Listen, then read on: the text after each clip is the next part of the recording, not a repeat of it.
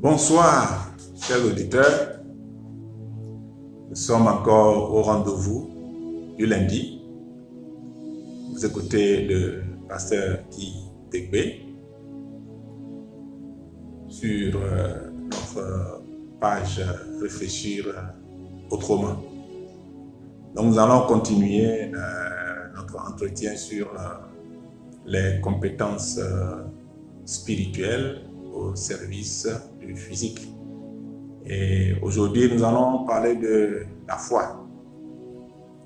Et avant cela, nous allons prier le Seigneur. Éternel, notre Dieu, nous voulons te bénir et te rendre grâce encore. Pour les auditeurs, nous voulons te louer et t'exalter pour tout ce que tu fais dans leur vie. Par l'écoute, Seigneur, de ces enseignements. Père, je remets ce temps spécial entre tes mains. Saint-Esprit, prends contrôle de toutes choses maintenant, pour le bien de tous les auditeurs. Merci Seigneur. Au nom de Jésus, nous avons prié. Amen. Bien, les compétences spirituelles au service du physique. Aujourd'hui, je vais parler de la foi. J'appelle les dons spirituels compétences spirituelles. Oui, nous devons commencer par réfléchir autrement, à voir aussi les choses autrement pour notre propre bien. Dieu donne des compétences innées, naturelles, mais par l'éducation, par la formation, l'instruction, nous avons aussi des compétences acquises que nous mettons au service des autres, nous mettons à notre service pour notre développement, pour notre réussite dans ce monde. Dieu donne aussi les compétences spirituelles, et ces compétences spirituelles sont aussi au service des hommes sur la terre. Et l'Église est bénie avec ces compétences spirituelles. Donc, au sein de l'Église, Dieu donne à des gens des dons spirituels qu'il appelle des compétences spirituelles. Oui, c'est des compétences spirituelles. Et ces personnes deviennent des ressources, des ressources humaines dans nos églises. Nous avons pris le temps pour parler de ces compétences spirituelles. La dernière fois, nous avons parlé de la parole de connaissance. Oui, l'importance de la parole de connaissance. Donc aujourd'hui, nous allons parler de la foi, le don de la foi comme compétence spirituelle. Bien. Dans 1 Corinthiens 12, verset 9, il est écrit à un autre, la foi par le même esprit. La foi par le même esprit. C'est-à-dire, le Saint-Esprit donne aussi la foi, le don de la foi. Et cela devient une compétence spirituelle pour celui qui a le don de la foi. Donc ici, je parle de don de la foi, pas de la foi simple. Il y a donc la foi générale. À ne pas confondre avec le don de la foi qui est un don de grâce du Saint-Esprit. Nous avons la foi générale pour être sauvé. Éphésiens 2, verset 8, là il est écrit, car c'est par la grâce que vous êtes sauvés par le moyen de la foi.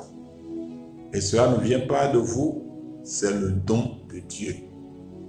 Ici, c'est la foi générale que toute personne a. Quand il écoute l'évangile, quand il écoute la parole de Dieu qui parle de Jésus-Christ, celui que Dieu a envoyé pour venir se sacrifier pour le péché de l'humanité. Et celui qui croit à la foi, selon la parole, il est sauvé. Il y a aussi toujours la foi générale qui permet à celui qui croit en Dieu de s'approprier des promesses de Dieu dans les Écritures. Comme par exemple, avoir le baptême du Saint-Esprit, c'est une promesse des Écritures. Et par la foi, on reçoit le baptême du Saint-Esprit. Par exemple, par la foi générale aussi, on reçoit l'exaucement de ces prières. Marc 11, 24, il est écrit, « C'est pourquoi je vous dis, tout ce que vous demanderez en priant, croyez que vous l'avez reçu et vous le verrez s'accomplir. » Ça, c'est la foi générale qui permet donc d'avoir ces choses. Donc, à ne pas confondre avec le don de la foi. Dieu donne à chacun une mesure de foi. Verset 3, par la grâce qui m'a été donnée, je dis à chacun de vous de n'avoir pas de lui-même une trop haute opinion, mais de revêtir des sentiments modestes, selon la mesure de foi que Dieu a départie à chacun. Voyez? Selon la mesure de foi que Dieu a départie à chacun. Dieu a donné une certaine mesure de foi à chacun. Mais au-delà de cette foi que tout chrétien, toute personne qui vient à Dieu, toute personne qui croit, a dit j'ai la foi, il y a le don de la foi qui est un don du Saint-Esprit. Donc que le Saint-Esprit accorde volontairement, comme c'est écrit dans 1 Corinthiens le chapitre 12 au verset 11. Le Saint-Esprit distribue les dons selon sa volonté. Bien. Donc, je parle du don de la foi comme une compétence spirituelle. Hein? Vous savez, comme je viens de le dire, nous avons des compétences innées naturelles. Et ces compétences innées naturelles, on n'a pas demandé ça. On est avec ces compétences innées et maintenant on les développe. Et ces compétences deviennent utiles pour nous dans la vie. Et nous prospérons, nous réussissons avec ces compétences innées.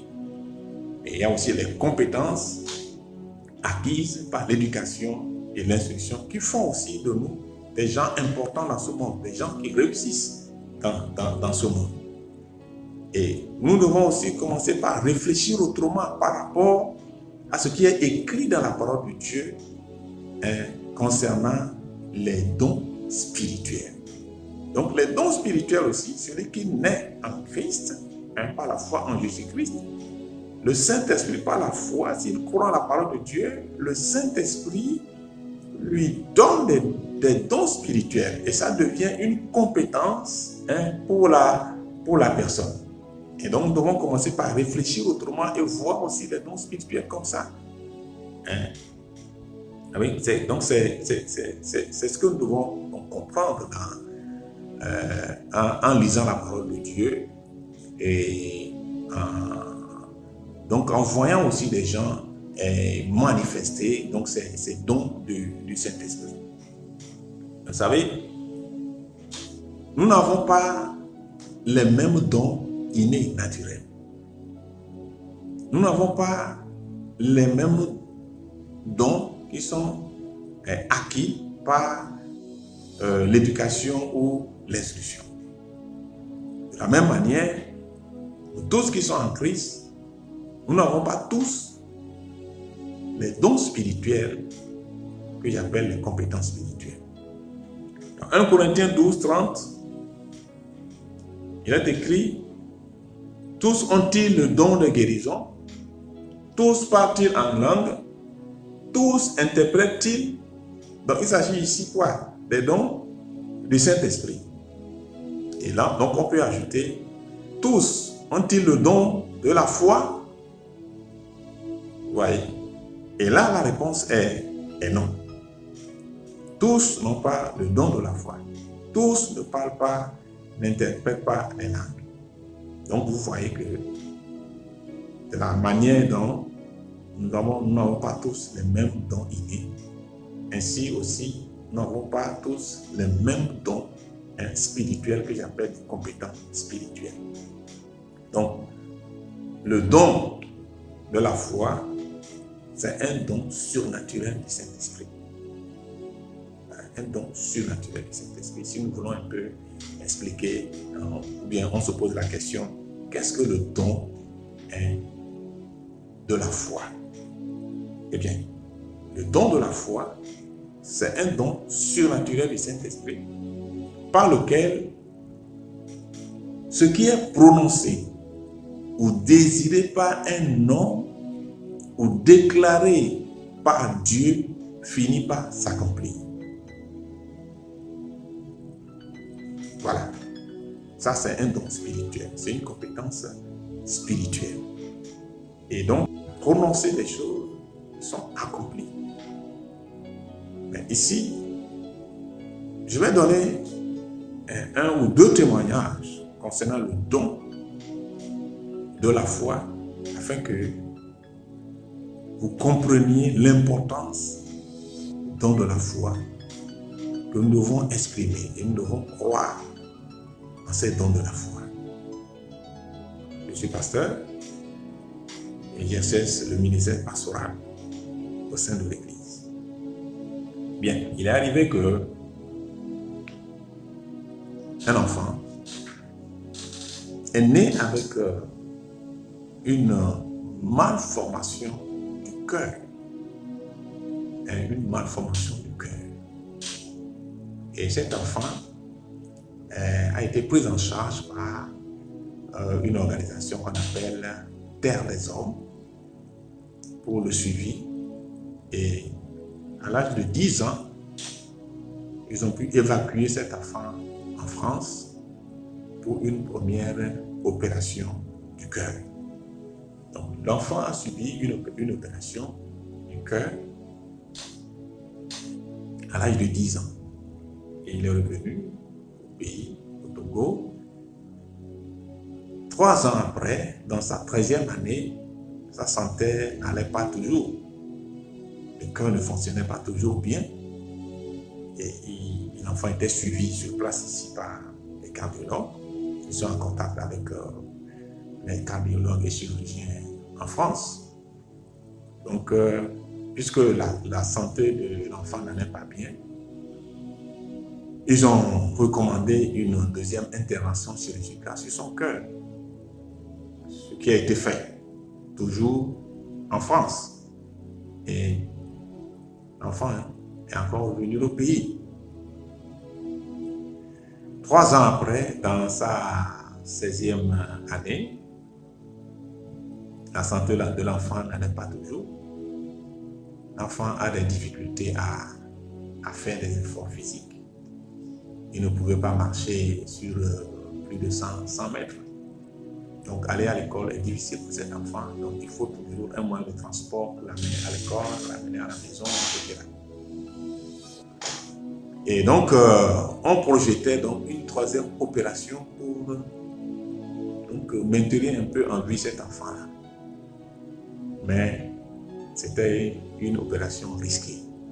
Donc les cardiologues qui sont ici, qui suivaient l'enfant, savaient que c'était une opération risquée. Même les chirurgiens là-bas aussi savaient que c'était une opération risquée. Ce qui fait que on reportait, parce que sans nul doute que les gens ne veulent pas qu'en pleine opération que l'enfant meure. Donc c'est ainsi que la dame chez laquelle l'enfant est, donc est venue nous voir pour nous parler nous raconter un peu l'histoire de cet enfant qui avait à l'époque 16 ans environ. Et lorsqu'elle a fini de me raconter l'histoire, je lui ai dit, venez avec l'enfant pour participer au culte le dimanche prochain. Tout ce que j'ai dit à la femme, à la dame. Et je crois qu'elle a aussi mis sa foi en action. Et le dimanche, elle est arrivée au culte avec l'enfant. Et donc j'ai demandé à ce que l'enfant qu'on leur donne de la place devant, donc face à moi sur le pupitre. Et donc je leur dis qu'à la fin de la prédication, je vais prier pour cet enfant-là. Il est précieux ce jour-là. Et à la fin de la prédication, je suis descendu de l'estrade, du pupitre. Et j'ai demandé qu'on fasse venir l'enfant vers moi. Et donc, je lui ai imposé la main sur le cœur et j'ai dit à Dieu, Dieu, donne à cet enfant un nouveau cœur pour qu'il vive. Et j'ai gardé ma main sur son cœur quelques minutes et l'enfant s'est endormi debout. Et il voulait tomber et il est resté au sol en train de dormir profondément. Tous les gens quittaient le temple. Bon, ce que j'ai l'habitude de faire après la prédication, à recevoir les gens, j'ai terminé. Mais l'enfant était toujours au sol en train de dormir. Alors j'ai dit à la dame, mais trouvons un moyen pour amener l'enfant à la maison. Donc on a trouvé un taxi et on a amené l'enfant à la maison, on est allé le déposer dans sa chambre. Et toute la journée, jusque dans la nuit, l'enfant ne fait que dormir. Au point, à un moment donné, la dame avait un peu de crainte pour voir si est-ce que l'enfant vit là encore. Mais on voit qu'il continue toujours à respirer. Dans un sommeil profond. Et le lendemain matin, le lundi matin, très tôt, on voit l'enfant sortir de sa chambre et quelques minutes après, on ne le voit plus. Il est passé par où? Imaginez, l'enfant là qui était à la maison a fait une marche sur plus de 20 km en aller-retour. Il est revenu à la maison. Quand on lui a demandé, tu es parti où? Il a dit, je suis sorti pour aller éprouver mon cœur, pour voir si mon cœur allait tenir. Et son cœur a tenu. L'enfant a marché. L'enfant qui ne pouvait pas marcher sur plus de 100 mètres a fait plus de 20 km de marche à l'époque. Et les jours qui ont suivi, tu le vois dans la rue en train de jouer au foot. Jouer au foot. Aujourd'hui, l'enfant là, c'est quoi? C'est un jeune homme, un gaillard, jeune homme qui travaille dans une société. Mais donc après cela, la dame a reconduit maintenant l'enfant vers le cardiologue principal qui suivait l'enfant ici. Et le cardiologue a repris toutes les analyses sur le cœur. Grande surprise, le cardiologue constate que l'enfant a un cœur nouveau qui ne porte aucune cicatrice d'intervention chirurgicale. Le cardiologue a dit, ça ne peut être qu'un miracle de Dieu.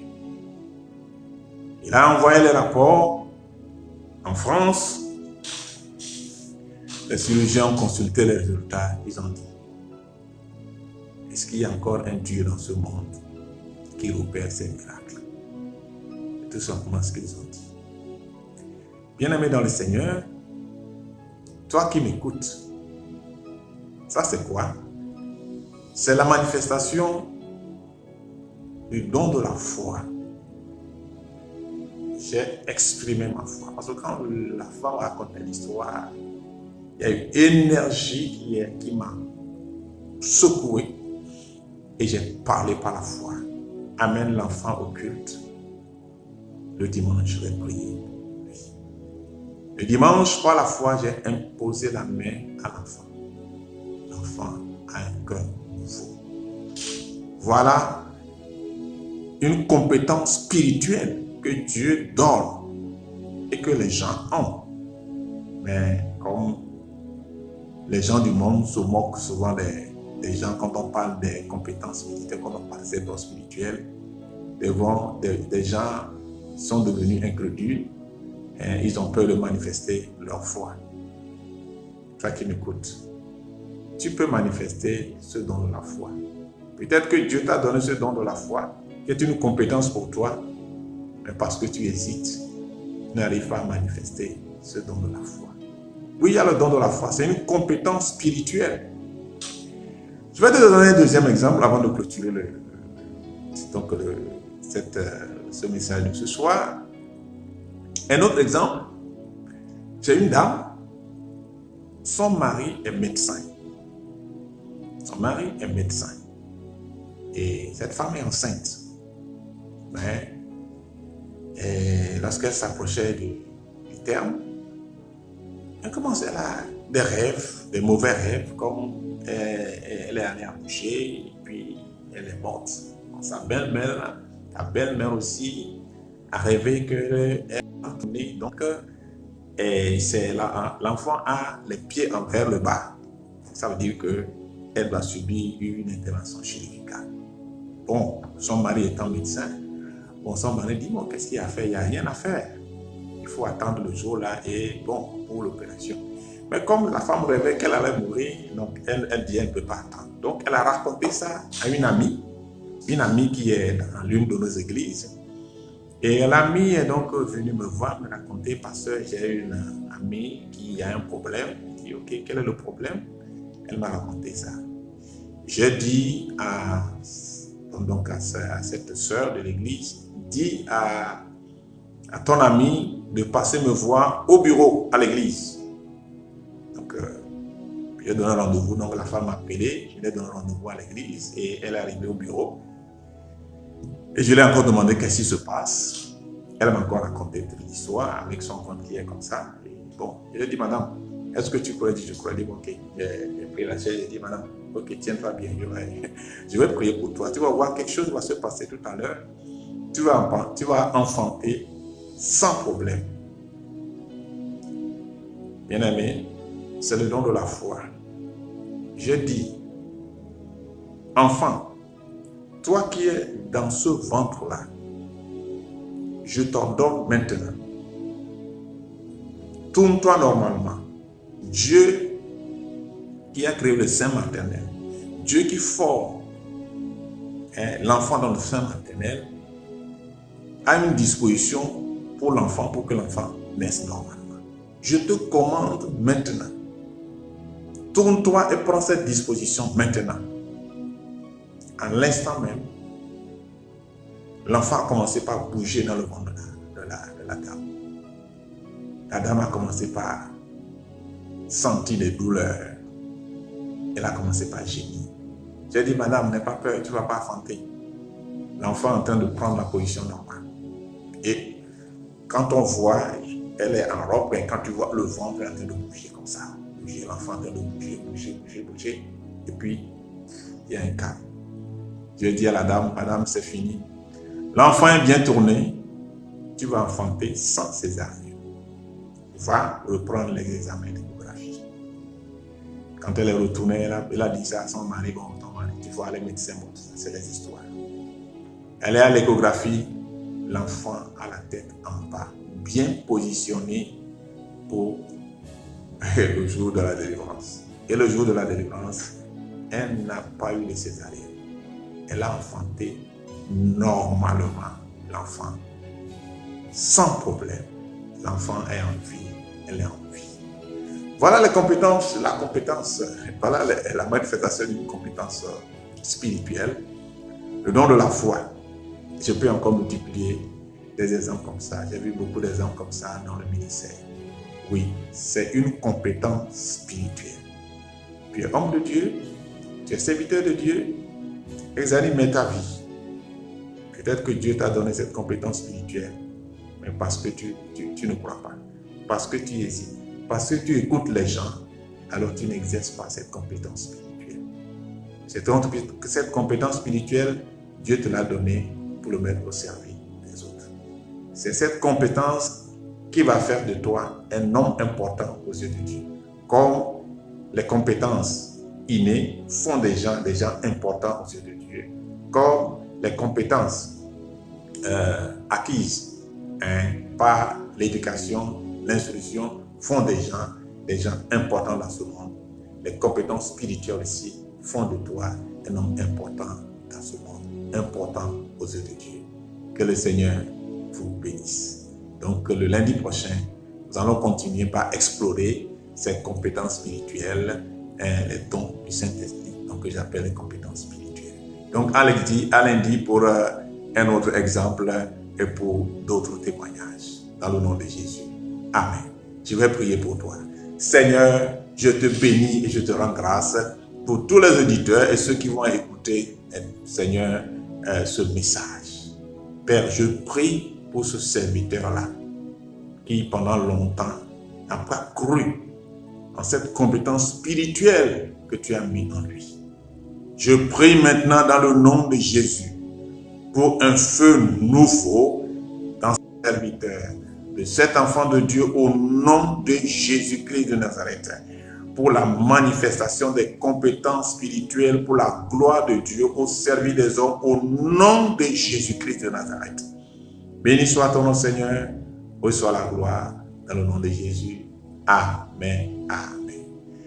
Ok, donc nous continuons notre rendez-vous de lundi. C'est pour le lundi prochain à la même heure, à 17h. Bye bye.